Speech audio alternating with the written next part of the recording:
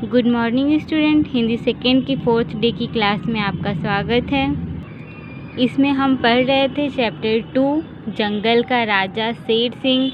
ये स्टोरी हम पूरी पढ़ चुके हैं और होमवर्क में ये स्टोरी आपको रीड करने के लिए दी गई थी। आप सभी ने इस स्टोरी को दोबारा घर पे पढ़ा होगा और समझा होगा। तो चलिए आगे की एक्सरसाइज को हम पढ़ते हैं।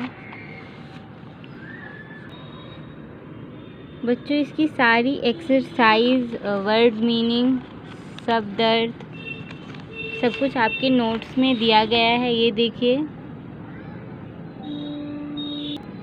आप इसे अपने नोट से पढ़ेंगे और याद करेंगे। सारी एक्सरसाइज को आप सब लोग अपने नोट से याद करेंगे। आपके नोट्स में सब कराया गया है। चैप्टर 2 की एक्सरसाइज को आप लोग अपनी नोट से याद कर लीजिए और इसमें अब हम आगे की स्टोरी पढ़ेंगे।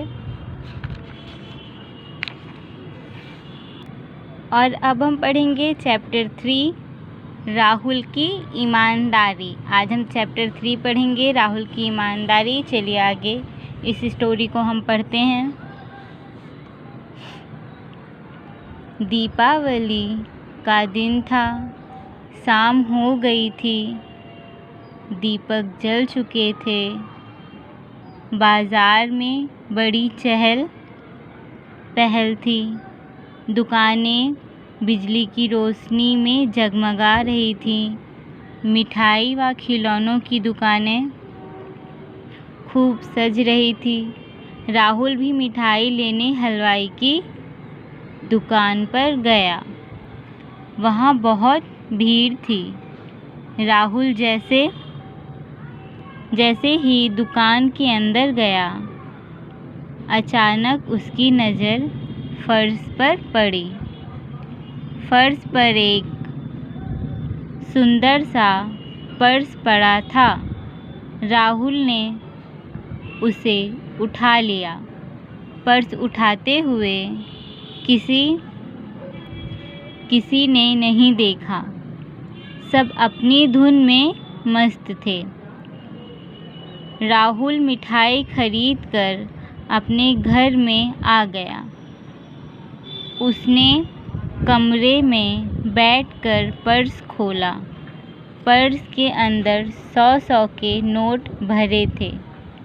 राहुल नोट को देखकर हक्का बक्का रह गया।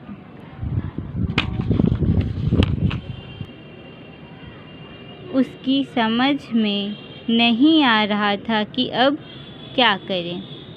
उसके हाथ में नोट थे।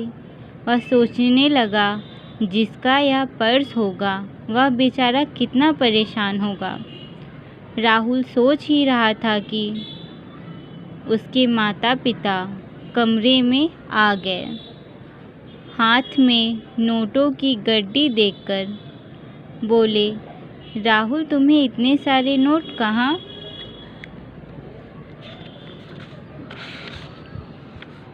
कहाँ से मिले? राहुल ने बताया, मैं हलवाई की दुकान पर मिठाई खरीदने गया था। यह पर्स मुझे दुकान के भीतर फर्श पर पड़ा मिला।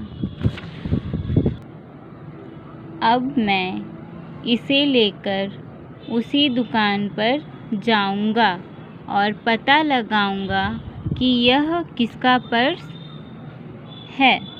जिस आदमी का यह पर्स होगा वह ढूंढता हुआ अवश्य ही वहाँ आएगा।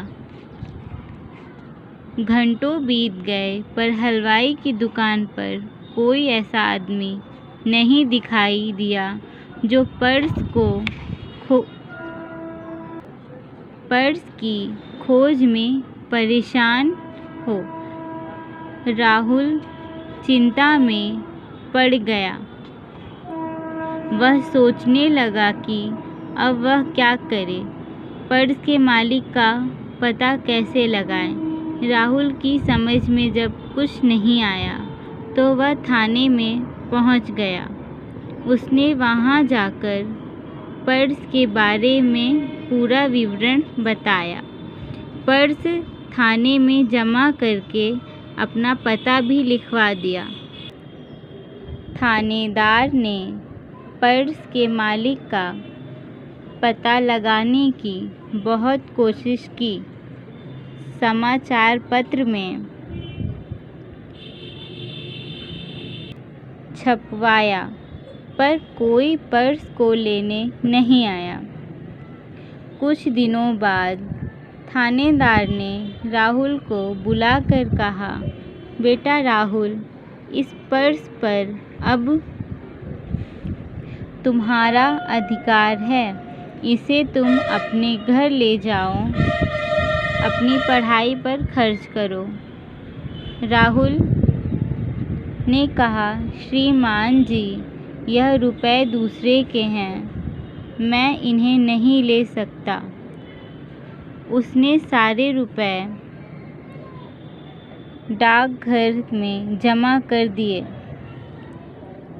थानेदार ने राहुल की पीठ थपथपाते हुए धन्यवाद कहा और उसकी ईमानदारी की सराहना की। तो बच्चों, इस कहानी से हमें क्या सीख मिलती है? इस कहानी से हमें सीख मिलती है हमें हमेशा ईमानदार रहना चाहिए और सदैव अच्छे कर्म करना चाहिए। अच्छे कर्म करने से हमारे मन को शांति मिलती है। हमें कभी चोरी नहीं करनी चाहिए और हमें हमेशा ईमानदार रहना चाहिए।